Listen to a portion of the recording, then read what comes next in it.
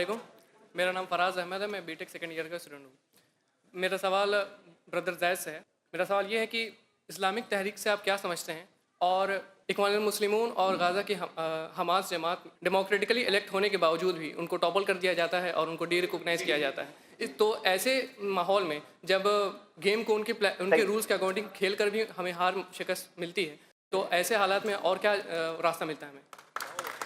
भाई का सवाल है, जब गेम उनके रूल्स के हिसाब से खेले उसके बाद भी अगर गेम के अंदर हमारी हार हो जीतने के बावजूद, तो फिर उसके अंदर क्या किया जाए। देखिए, हम ये कहते हैं कि ये सारी चीज़ों में हमें सोल्यूशन देखना होगा। बेसिकली है ना, हम कॉस्मेटिक सोल्यूशंस की तरफ ज़्यादा बढ़ रहे हैं। उम्मत मुस्लिमा, हमें ओवरनाइट रिजल्ट चाहिए, हमें सडनली चेंज चाहिए, हमें चाहिए कि सडनली बहुत सिचुएशन रोजी हो जाए, लेकिन ऐसा होती नहीं। तो सही बात इस बारे में ये है कि स्टेप बाय स्टेप चेंज जो नबी सल्लल्लाहु अलैहि वसल्लम ने किया वही सोल्यूशन है। सारी जमातों को, हम सारे मुसलमानों से मोहब्बत करते हैं और हम चाहते हैं कि सारी जमातों को हर बार अपनी इस्लाह, अपनी करेक्शंस कुरान और हदीस की रोशनी में बार बार हम सबको करते रहना है। अगर हम ये समझते हैं कि हम हुकूमत ले लें और फिर उसके बाद में सब प्रॉब्लम सॉल्व कर देंगे आहिस्ता आहिस्ता, तो ऐसे जाकर क्या चेंज आने वाला है? तो हम देखते हैं कि सही बात तो ये है कि चेंज नीचे से ऊपर जाएगा, ग्रेजुअली होगा। वो लोग सुधरेंगे, सोसाइटी सुधरेगी, इंसान सुधरेंगे, ख़ानदान सुधरेंगे, होते होते होते एक, जैसे नबी सल्लल्लाहु अलैहि वसल्लम ने मदीना का माशरा एक सुधरा हुआ माशरा बनाया, वो सुधरा। इसी तरह जा जाकर फाइनली पूरा अरब लैंड सुधरा आहिस्ता आहिस्ता। तो हमें यही टाइप का सोल्यूशन आज फिर देखना होगा। और इसके अंदर जो कई सारे क्विक सोल्यूशंस होते हैं वो लॉन्ग रन में डिलीवर नहीं कर पाते हैं। उसकी जगह हम क्यों ना ये करें कि अपने एफर्ट को उस चीज़ के लिए लगाएं जहां नबी सल्लल्लाहु अलैहि वसल्लम ने पहले लगाया। एक मिसाल देता हूं, नबी सल्लल्लाहु अलैहि वसल्लम पहले सफ़ा पर गए, फिर मरवा गए, और जाते हुए कहा अब्दउ बिमा बदल्लाहु बी, मैं वहां से शुरू करूंगा जहां से अल्लाह ने शुरू किया। अल्लाह ताला ने पहले सफ़ा कहा, इन्ना सफ़ा वल मरवा, तो नबी सल्लल्लाहु अलैहि वसल्लम पहले सफ़ा पे गए।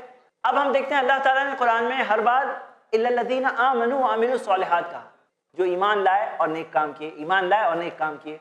उनके टर्म्स पर हुकूमत तो नबी सल्लल्लाहु अलैहि वसल्लम को मक्का में ही मिल रही थी। मक्का में ही कहा गया था कि हम आपको हमारा बादशाह बनाएंगे और आपसे पूछे बगैर कोई काम नहीं करेंगे।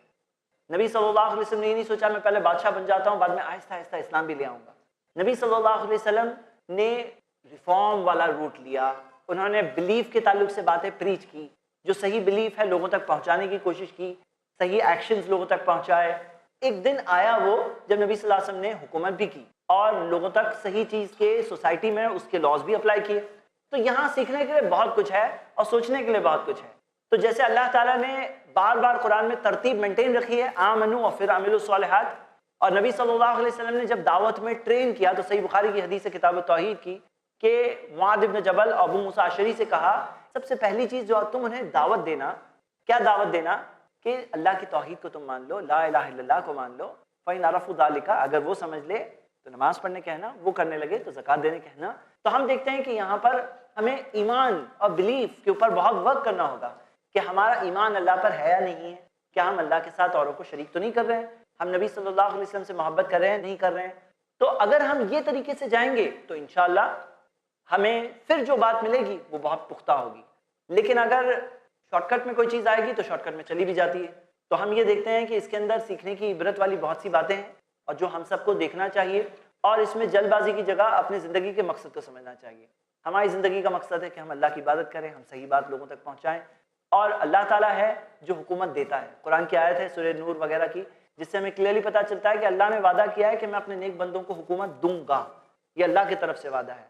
या सूरह सफ़ में है कि जहाँ अल्लाह ताला ने कहा एक चीज़ जिसे तुम पसंद करते हो, नस्रुम मिनल्लाहि व फतहुन करीब, अल्लाह की मदद और करीबी फतेह। लेकिन ये कब होगा? ये चीज़ अल्लाह की तरफ से आएगी और उसे सही प्रोसेस से हमें आगे बढ़ना है। और वो सही प्रोसेस ये है, उसके अंदर ये स्टेप, बातें करना, दावत देना, लोग समझते ही क्या है, लेकिन यही तो असल है, यही तो बुनियाद है, यही तो फाउंडेशन है उस चीज़ की। इसी चीज़ के रिजल्ट हो सकता है 25 साल बाद आएंगे, 50 साल बाद आएंगे, लेकिन ये स्टेज अगर नहीं गुजरेंगे तो आज अगर मिल भी जाए तो कोई फ़ायदा नहीं होगा, जैसे कि हमने इंसिडेंट से सीखा।